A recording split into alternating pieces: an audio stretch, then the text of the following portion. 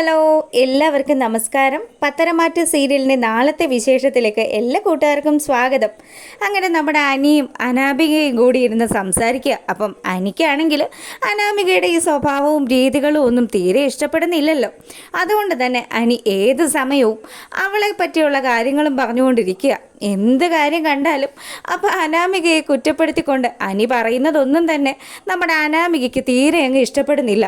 അനി വന്നു കയറിയ സമയത്ത് തന്നെ ദേ ആ നയനയും നവ്യയും കൂടി ഞങ്ങൾ കുടിച്ച പായസത്തിൽ എന്തൊക്കെയോ കലക്കി തന്നു. എന്നിട്ട് എനിക്കും അച്ഛനും അതുപോലെ തന്നെ ജലജ അപ്പച്ചിക്കും ഒക്കെ പ്രശ്നം ഉണ്ടായി.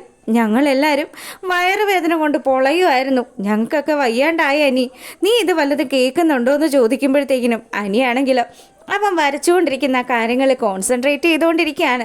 എൻ്റെ പൊന്നനാമികെ, നിനക്ക് ഏത് നേരവും ഈ വീട്ടിലുള്ള ആൾക്കാരുടെ കുറ്റം പറയാൻ മാത്രമേ നേരമുള്ളൂ. ശരിക്കും പറഞ്ഞാൽ നീ ഈ വീട്ടിൽ കയറി കൂടാനായിട്ട് എത്രമാത്രം കഷ്ടപ്പെട്ടതാ. എന്നിട്ട് ഇവിടെ വന്നതിന് ശേഷം ഒരു ദിവസം പോലും നീ സമാധാനമായിട്ട് ഇരുന്നിട്ടില്ലല്ലോ.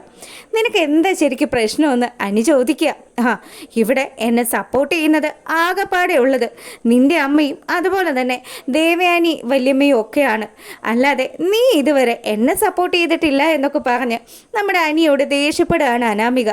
അനാമികയുടെ ഈ ചാട്ടവും ദേഷ്യമൊക്കെ കാണുമ്പം നിൻ്റെ കയ്യിലിരിപ്പിന് എന്തെങ്കിലും കിട്ടിയതായിരിക്കും, അല്ലെങ്കിൽ നീ ആർക്കെങ്കിലും പാര വയ്ക്കാൻ നോക്കിയപ്പം നിനക്ക് പാരയായി വന്നതായിരിക്കും എന്നൊക്കെ അനി ഇങ്ങനെ ചിന്തിക്കുകയാണ്. ആ ഒരു സീൻ കഴിയുമ്പോഴാണെങ്കിലോ പിന്നീട് നമ്മളെ കാണിക്കുന്നത് നമ്മുടെ നയന ഭയങ്കര നിരാശയിലാണ്. അവൾക്ക് ആദർശം അവളും തമ്മിൽ ഇപ്പോൾ ഒന്ന് സ്നേഹിച്ചു തുടങ്ങിയതല്ലേ ഉള്ളൂ. ഈ സമയത്ത് തന്നെ അമ്മായിയമ്മ ഇടപെട്ട് രണ്ടിനെയും രണ്ട് തലക്കിലാക്കി വെച്ചിരിക്കുകയാണ്. അതുകൊണ്ട് തന്നെ നമ്മുടെ നയന ഈ കാര്യങ്ങളൊക്കെ ആലോചിച്ച് അങ്ങനെ ഇരിക്കുക. അപ്പോൾ ആദർശാണെങ്കിലോ നയനയെ വിളിച്ച് ഫോണിൽ സംസാരിക്കുകയൊക്കെ ചെയ്തു. എന്തേലും ആയിക്കോട്ടെ, തൻ്റെ ഭർത്താവിന് ഇപ്പോൾ തന്നോട് നല്ല സ്നേഹമാണല്ലോ എന്നൊക്കെ ആലോചിച്ച് വളരെയധികം സന്തോഷത്തോടു കൂടി നമ്മുടെ നയന ഇങ്ങനെ ഇരിക്കുക. ഈ സമയം നമ്മളെ കാണിക്കുന്നത് അബി ചില വർക്കുകളൊക്കെ ലാപ്പിൽ ചെയ്തുകൊണ്ടിരിക്കുക. അന്നേരം അബിയുടെ അടുത്തേക്ക് മോനേടാ ഒരു സന്തോഷ വാർത്തയുണ്ട്, അമ്മ അത് പറയാനായിട്ട് വന്നതാണ്. എന്താ അമ്മേ, എന്താണെന്ന് വെച്ചാൽ പറഞ്ഞു തൊലയ്ക്ക്.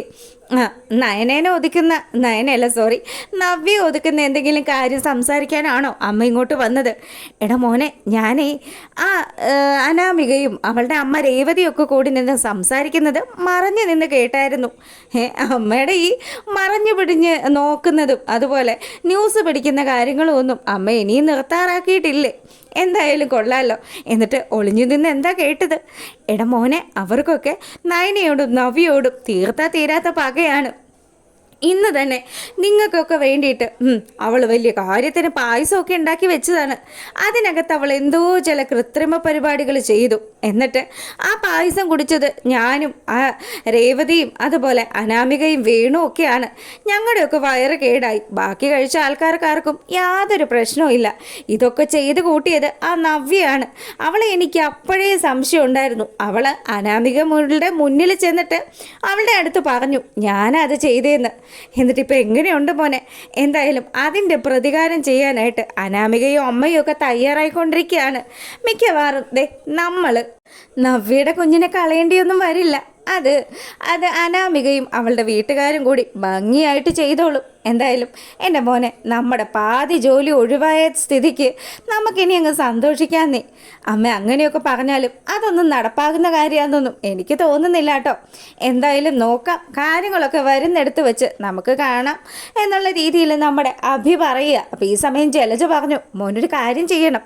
എന്ത് വന്നാലും അവളെ അങ്ങ് സ്നേഹിച്ച് നിൻ്റെ വശത്തങ്ങ് നിർത്തിയേക്കണം. അവൾക്ക് ഒരു കാരണം വെച്ചാലും നിന്നിലോ എന്നിലോ യാതൊരു സംശയം ഉണ്ടാവാൻ പാടില്ല. അതുപോലെ നമ്മൾ അവളെ കൂടെ നിർത്തണം. എന്നാൽ മാത്രമേ നമുക്ക് രക്ഷയുള്ളൂ. അങ്ങനെ അവരുടെ ആ ഒരു സംസാരമൊക്കെ കഴിയുമ്പം അമ്മ പറഞ്ഞ കാര്യങ്ങൾ മുഴുവനും നമ്മുടെ അഭി അവിടെ ഇരുന്നിങ്ങനെ ആലോചിക്കുക. സംഭവം ശരിയാണ്. എന്തായാലും അമ്മ പറഞ്ഞതിൽ ഒരുപാട് സത്യങ്ങളൊക്കെ ഉണ്ട്. നവ്യയെ ഒതുക്കണമെങ്കിൽ അവളെ സ്നേഹിച്ച് നിന്ന് മാത്രമേ ഒതുക്കാൻ പറ്റുള്ളൂ. അവളോട് ദേഷ്യപ്പെട്ട് കഴിഞ്ഞാൽ അവളിപ്പോൾ അനാമികയ്ക്ക് കൊടുത്തതുപോലെയുള്ള എന്തെങ്കിലും ഒരു പണി അത് തനിക്ക് തരുമെന്ന് നമ്മുടെ അഭിക്ക് നല്ല നിശ്ചയമുണ്ട്. പിന്നീടാണെങ്കിലോ ദാ മുത്തശ്ശനെയും അതുപോലെ തന്നെ നയനയെയും നവ്യയും ഒക്കെ ഒതുക്കുന്നതിന് വേണ്ടിയിട്ട് നമ്മുടെ അനാമികയും അവളുടെ അച്ഛനും കൂടിയൊക്കെ ചില ഗൂഢാലോചനകളൊക്കെ നടത്തിയല്ലോ. നമ്മുടെ നവ്യ നേർക്ക് നേർ നിന്ന് അനാമികയുടെ നേരെ കൈപൊക്കുന്ന സമയം ഈ ദേഷ്യം മുഴുവനും ഇവളുടെ മനസ്സിൽ ഇങ്ങനെ കിടന്ന് പതഞ്ഞു പൊങ്ങുകയാണ്. അപ്പം ഇതൊക്കെ എങ്ങനെയെങ്കിലും അവൾക്കൊരു പണി കൊടുത്തേ പറ്റുള്ളൂ, ഇല്ലെങ്കിൽ അടങ്ങാനേ പറ്റില്ല എന്നുള്ള രീതിയിൽ അനാമിക തൻ്റെ അച്ഛനെ വിളിക്കുകയാണ്. അപ്പം അച്ഛനാണെങ്കിലോ, മോളെ നീ വിഷമിക്കുമെന്ന് മോള് പറഞ്ഞ രീതിയിൽ ആ നവ്യയും നയനയും പിന്നെ ആ മൂർത്തി എന്ന് പറയുന്ന ആ ബാധയൊക്കെ ഒഴിപ്പിക്കാൻ വേണ്ടിയിട്ട് ഞാൻ ചില പദ്ധതികളൊക്കെ മെനയുന്നുണ്ടെന്ന് ആ വേണു പറയുകയാണ്. അപ്പോൾ ഇത് കേൾക്കുമ്പോൾ നമ്മുടെ അനാമികയ്ക്ക് വലിയ സന്തോഷമായിട്ടോ. അച്ഛൻ എന്ത് പണിയാണ് ഒപ്പിക്കുന്നത്? ആ പായസത്തിൽ കലക്കാൻ കൊണ്ടുവന്ന പോലെ വല്ല കീടനാശിനിയാണോ? അങ്ങനെയാണെങ്കിൽ അറിയാലോ, നമ്മൾ 3 പേരും ആ പെട്ടുപോയത്. കക്കൂസ് കയറി ഇറങ്ങി ഒരു വിധമാണ് അതിൽ നിന്നൊന്ന് രക്ഷപ്പെട്ടത്. എന്തായാലും ഇനി അത്തരത്തിലുള്ള ഉടായ്പ പരിപാടികൾ വല്ലതും ആണെങ്കിൽ ഞാൻ സമ്മതിക്കില്ല കേട്ടോ. എടി മോളെ, ഇതങ്ങനെയുള്ള സംഭവമൊന്നുമല്ല. നീ ഈ മരുന്നൊക്കെ പിടിച്ച് ഇതുണ്ടല്ലോ, ഇത് ഒരു തവണ ഒരാളുടെ ശരീരത്തിൽ ചെന്നാൽ മതി, പിന്നെ അയാൾ തീർന്നു എന്ന് തന്നെ അങ്ങ് വിശ്വസിച്ചാൽ മതി. എന്തായാലും ഈ സംഭവം അങ്ങ് ഏറ്റു കഴിഞ്ഞാൽ നമ്മുടെ മൂർത്തിയും അതുപോലെ തന്നെ ആ നയനയും നവ്യയും ഒക്കെ അങ്ങ് തീരട്ടെ. അതോടുകൂടി ഈ വീട്ടിലെ ഏറ്റവും വലിയ പാരകളും ശല്യങ്ങളും ഒക്കെ ഒഴിവായിട്ട് എൻ്റെ മോൾക്ക് സുഖമായിട്ടും സന്തോഷമായിട്ടും ഈ വീട്ടിൽ ജീവിക്കാമല്ലോ. ഇവരുടെ ഈ ഒരു കുന്നായ്മയും ഗൂഢാലോചനയും ഒക്കെ നടക്കുന്ന സമയത്ത് നമ്മുടെ ദേവയാനിക്കാണെങ്കിൽ ഉറക്കമില്ല. ഇനി ആദർശം നയനയും തമ്മിൽ രാത്രി എങ്ങാനും വല്ല കൂടിക്കാഴ്ചയും നടത്തുമോ എന്നുള്ളൊരു ടെൻഷനാണ് നമ്മുടെ ദേവയാനിക്കുള്ളത്. റൂമിനകത്ത് വെരുകിനെ പോലെ തെക്കോട്ടും വടക്കോട്ടും നടക്കുക ദേവയാനി. അപ്പോൾ ഈ സമയത്ത് ജയൻ ചോദിക്കുന്നുണ്ട്, എന്താടോ തനിക്ക് ഉറക്കമൊന്നും ഇല്ലേ? അതെ ചേട്ടാ, നമ്മൾ കണ്ണും കാതും ഒക്കെ കൂർപ്പിച്ച് വെക്കണം, ഇല്ലെങ്കിൽ നിങ്ങളുടെ മരുമോളെ എനിക്കത്ര വിശ്വാസമില്ല. പിന്നെ എൻ്റെ മോൻ അവനൊരു പാവമാണ്. അല്ലെങ്കിലും തനിക്ക് തൻ്റെ മോൻ മാത്രമാണല്ലോ പ്രിയപ്പെട്ടത്. നായന മോളും പാവമാടോ, അവരങ്ങനെയുള്ള ഒരു തെറ്റും ചെയ്യില്ല എന്നൊക്കെ ജയം പറയുകയാണ്. അതൊന്നും പറയാൻ പറ്റില്ല, ഈ സമയമൊന്നും എനിക്ക് ഉറങ്ങാനേ പറ്റില്ല. ഞാൻ കാരണമാണല്ലോ അവൻ വ്രതം എടുത്തത്.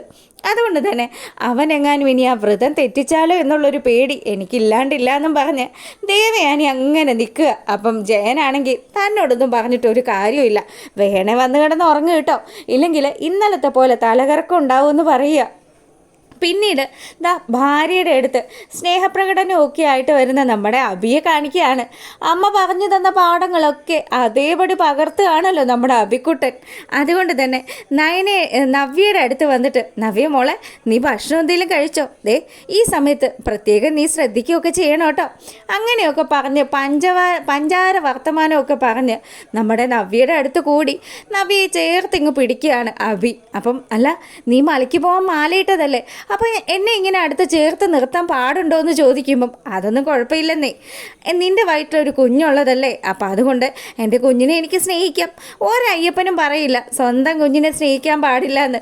അങ്ങനെ ഇവൻ ഭാര്യയെ ചേർത്ത് നിർത്തുക. പാവ്യ ഇവൻ്റെ സ്നേഹമൊക്കെ സത്യസന്ധമാണെന്നൊക്കെ വിചാരിച്ച് അവനോട് അടുത്ത് നിൽക്കുകയാണ്. എന്തായാലും അച്ഛനും അമ്മയ്ക്കും ഒക്കെ സന്തോഷമാകുമായിരിക്കും. തൻ്റെ ജീവിതത്തിൽ എന്താ ചെറിയൊരു പുതിയ വെളിച്ചമൊക്കെ വന്നു തുടങ്ങി എന്നുള്ള രീതിയിൽ ഇവളിങ്ങനെ ആലോചിക്കുക.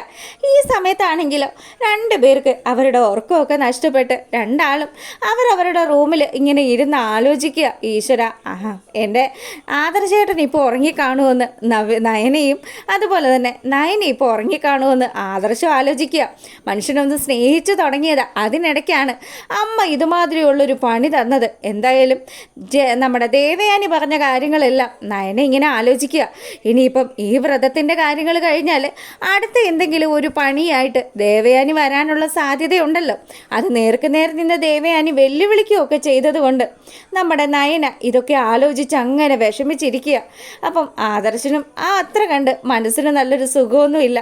അവനും അവളെക്കുറിച്ച് ആലോചിച്ച് അങ്ങനെ ഇരിക്കുന്നത് കാണിച്ചുകൊണ്ടാണ് നാളത്തെ അവസാനിക്കുന്നത്.